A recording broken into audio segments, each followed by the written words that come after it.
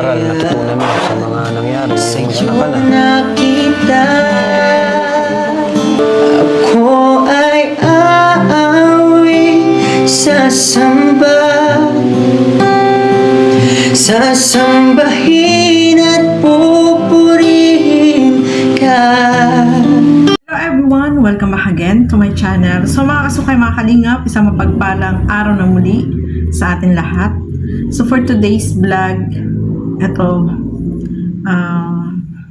isa sa mga tinulungan ni Kalingap Rap, itong si Jacqueline. At eto nga, nakagulat lang, no, yung mga nangyari dito sa kanya na syempre hindi inasahan ni Kalingap Rap. So nakakapanghinayang, mga kalingap.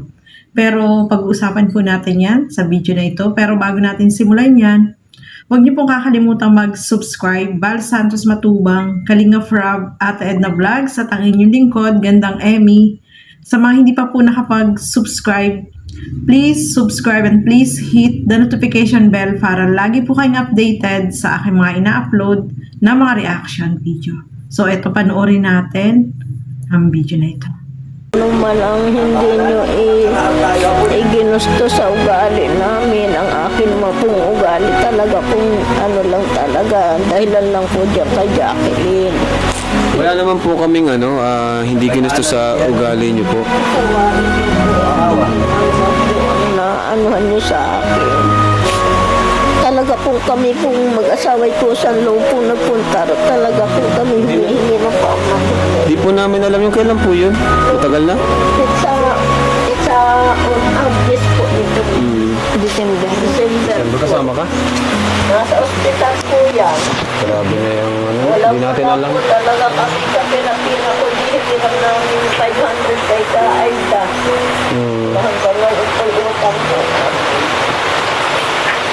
Nalaos naman ako siya. Sabi ko po kayo din, anak, ang mahalaga, nakaraan ay nakaraan. Bagong bukas ngayon. Kaya kapiling mong anak mo, hindi naman ata po patututuhanan ng lalaki yan. Mising ko po ay wala man lang po tinutostos dyan. Anong sabi nung asawa? Yung tatay? Tatay po ng bata. Opo. Ay, nagparito po noong pong January. Napunta pa naman po dito? Nagparito O, po. edi ano naman yun? Baka pananagutan naman po. Hindi pa sabi po, punta daw po siya dahil ano daw po, yung bagong taon po, ang kanyang anak, gusto niya makapiling. Kaya Batang-bata pa si Jacqueline. Wala naman nagbago sa kanya, oh. Dati pa rin. nabago lang po sa kanya, yung sobrang tigas ng ulo niya noon. Ngayon naman po ay Dapat hindi na talaga at may anak na siya, eh. Dapat maging matuto na sa mga pagkakamali. Di ba, Jacqueline? Tama? pagkakataon po yan. So yan nga po, no, mga kalingap. Nanghinayang, nakapanghinayang kasi hindi nag-asawang na maaga ito si Jacqueline, no. Maganda yung mga pangarap ni Kalingap Rap. Gusto niya na maging scholar itong si Jacqueline. Kukuhain niya para doon sa daet na mag-aral. Pero ang nangyari sa kanya, yung nag-asawa siya, tapos ayan nga, nagkaroon na siya ng anak. So talagang matigas ang ulo ni Jacqueline noon, sabi nga ng lola niya. Pero ngayon daw, nagbago na si Jacqueline. Kasi syempre, dapat magbago siya. Meron na siyang anak. At dapat alagaan niya yung anak niya. Ang maganda lang, mga kalingap, nakapag-aral pa rin, no? Nagtutuloy-tuloy pa rin sa pag-aaral itong si Jacqueline. So, dapat ituloy-tuloy niya yung kanyang pag-aaral. Kasi para din naman yan sa kanya pagdating ng araw, di ba? So, nakapanghinayang lang, no? Kasi maganda yung mga plano ni Kalingap Rap na dapat doon siya sa daet, ay hindi na yun natupad kasi nga, ayan, nagkaroon siya ng anak, mga kalingap. At mas inuna niya ang mag-boyfriend, no? Mahirap kasi kapag gano'n, yung nag-aaral ka, tapos may boyfriend, tapos parang hindi ka nakapokus sa pag-aaral mo, mas pinapriority mo yung boyfriend, tapos sumama siya doon. Tapos yun nga, nangyari, nabuntis po siya, no, mga kalingap. Kaya mahirap talaga, no, kapag nag-aaral ka, mas maganda. Iwasan muna yung mag-boyfriend, sumasama sa mga ganyan, no? Mahirap po yun, no, mga kalingap. Dapat focus muna sa pag-aaral kasi yung tukso talaga ay nandiyan. Especially kapag may cellphone, no? Nagsimula yan dahil sa no, nagkaroon siya ng cellphone, nagkaroon siya ng mga ka-chatmate, kaya doon nagsisimula, no? Kaya kagaya ni Jacqueline, hindi niya naisip na nung nagkaroon siya ng anak, nagkaroon siya ng ayun nga, nag-boyfriend siya, sumama siya doon. Hindi niya naisip na mas lalong maghihirap yung kanilang kalagayan. Akala niya masarap ang may asawa, no? Magkaroon ng anak. Naku, napakahirap, lalo na yan. May anak ka, maliit.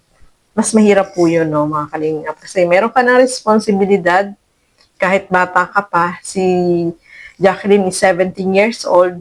So, mahirap, no, na ganyan, na nagkaroon ka ng maaga, na nagkaroon ka ng anak. So, hopefully, yung pag-aaral niya is mas anuhin pa niya, no, pagporsigihan pa niya. Kasi para din naman yan sa kanila, no, sa anak niya, para pagdating ng araw, is mas maganda yung nakapagtapos at makakapaghanap ka ng magandang trabaho. Kasi kung titigil ka at hindi ka makakapagtapos, ay talagang mahirap, no? Mahirap talaga yung kalagayan, yung sitwasyon. Mahirap makahanap ng trabaho, mga kalingap. Si Kalinga Frab, buti na lang, binalikan si Jacqueline, naawa siya, no? Si Lola, naging emosyonal. Kasi pinagbibilin pa nga niya si Jacqueline kay Kalinga Frab, no? Kasi sabi niya, matanda na siya. So, talagang kahit naging matigas ang ulo ni Jacqueline, ay yung lola niya ay nandiyan pa rin na nakasuporta, no, sa kay Jacqueline, mga kalingap.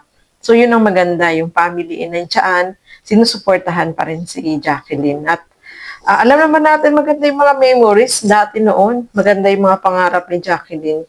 Kaya lang, mas inuna niya, pinariority niya yung mag-boyfriend. So, natukso siya ng maaga, no, mga kalingap. 17 years old pa lang po si Jacqueline, mga kalingap. Kaya, nakapanghinayang, no, sa edad na ganyan, eh, meron na siyang anak, meron na siyang responsibilidad na mas mahirap, no. Kung dati, wala siyang pinoproblema na ganyan, magpaalaga ka ng bata, mahirap po kaya, no. Sobrang mahirap. Tapos yung, buti kung yung asawa mo, ay tumutulong sa iyo. Sabi nga ni Lola, kahit 5 daw, walang binibigay, o di ba? So, yun ang mahirap po, no, mga kalingap. Kaya talaga, bago ganyan ang isipin na mag-boyfriend, sumama sa lalaki, dapat isipin mo muna kung ano yung magiging consequence na ano yung mangyayari kapag nabuntis siya. No, ayan nga, nagkaanak na. So, mahirap talaga, mga kalingap. So, kahit payuhan mo, sabi nga ni Kalinga Frab, kahit payuhan mo si Jacqueline, nasa kanya pa rin kung ano yung magiging desisyon niya. Kung mali yung gawin niyang desisyon, nasa kanya na po yun. Kung tama yung tinatahak niyang desisyon, mas maganda, no, mga kalingap. Kaya napakahirap na magkaroon ka ng anak sa murang edad, di ba? Tapos wala pang trabaho. Mamaya magkasakit pa yung baby. Sobrang hirap. Ay nako, napakahirap po nang meron kang baby tapos ganyan pa yung kalagayan, hirap na hirap pa sa buhay. Kaya malaking yung maganda yung naging marami tayong nakukuhang aral dito, no. Isipin mo na bago ka gumawa ng mga aksyon na gagawin na hindi mo pinag-iisipang maigi, no. Yung mga pangarap mo na dapat matutupad mo parang mahirap, no. Although kahit nag-aaral ka, syempre, yung anak mo, iisipin mo, sino mag-aalaga, di ba? So, mahirap din po, no? Tapos yung tatay pa, sabi diyan, sinasaktan itong si Jacqueline. So, mahirap po yung ganon, mga kalingap. Kaya, talagang, kapag nag-boyfriend ay, isipin mo ng maigi, kung ito ba ay makakapagdulot ng maganda, makakatulong ba ito? So, dapat ganon, mag-isip muna ng ilang beses bago gumawa ng isang hakbang na hindi makakadulot ng maganda sa iyo. At siyempre, sa family, no, mga kalingap. So, ayan, maraming salamat siyempre kay Kalinga Frab kasi muling nabalikan itong si Jacqueline. Malaking tulong po yung ibinigay ni Kalinga Frab. Kasi sabi nga ni Lola, talagang hirap na hirap po sila. Walang-wala talaga. Ay, may baby pa. Sobrang mahirap pa rin po talaga yan. So, ayan, maraming salamat po sa inyong panonood at hanggang sa muli, Keep safe everyone. Thank you for watching. Mabuhay po tayong lahat. Bye-bye!